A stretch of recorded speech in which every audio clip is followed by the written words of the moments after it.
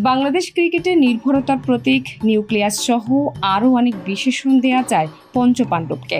যদিও এখন আর একত্রে দেখা মেলে না এই পাণ্ডবদের, যেমনটা আগে দেখা যেত জাতীয় দলে। নৈপুণ্যের দুটিতে মাঠ মাতাতেন একসাথে, আবার খেলা শেষেও দেখা মিলত এই হাসি মুখগুলোর। তবে এখন সেসবই অতীতের গল্প, কারণ জাতীয় দলের বাহিরে আছেন দুজন। সবার আগে ক্রিকেটের 3 ফরম্যাট থেকে বিদায় নিয়েছেন মাশরাফি। 3 ফরম্যাটে খেলছেন একমাত্র সাকিব আল হাসান, বাকি মুশফিক ও মাহমুদুল্লাহ খেলছেন নির্দিষ্ট ফরম্যাটে। তামিম ইকবালও বেশ কিছুদিন ধরে রয়েছেন জাতীয় দলের বাহিরে। 2008 সাল থেকেই এই 5 ক্রিকেটারকে একসাথে বাংলাদেশের জার্সি গায়ে ক্রিকেট খেলতে দেখেছে ভক্ত সমর্থকরা।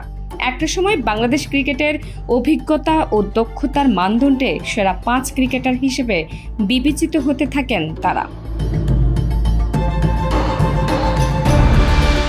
এরপর দীর্ঘদিন জাতীয় দলে একসাথে খেলেছেন মাশরাফি, রিয়াদ, সাকিব, মুশফিক, তামিম। তবে সময়ের সঙ্গে পাল্টেছে প্রেক্ষাপট। গুঞ্জন আছে সাকিব তামিমের বেড়েছে দূরত্ব, একজন কথা বলেন না আরেকজনের সঙ্গে।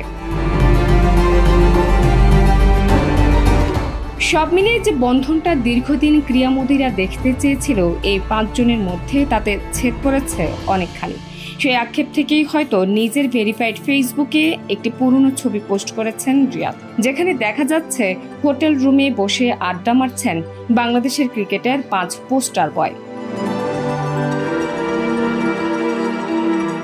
মাহমুদুল্লাহ তার পোস্টে লিখেছেন, এই সময়টা কতই না চমৎকার ছিল, চলো আবার ফিরিয়ে আনি সে সময়। মাহমুদুল্লাহর মতো দেশের কোটি সমর্থকও হয়তো এমনই চায়। মাঠে হয়তো একসঙ্গে কখনো আর তাদের দেখা যাবে না, কিন্তু পুরনো মধুর সম্পর্কগুলো তো রঙিন করে ফেরানোই যায়।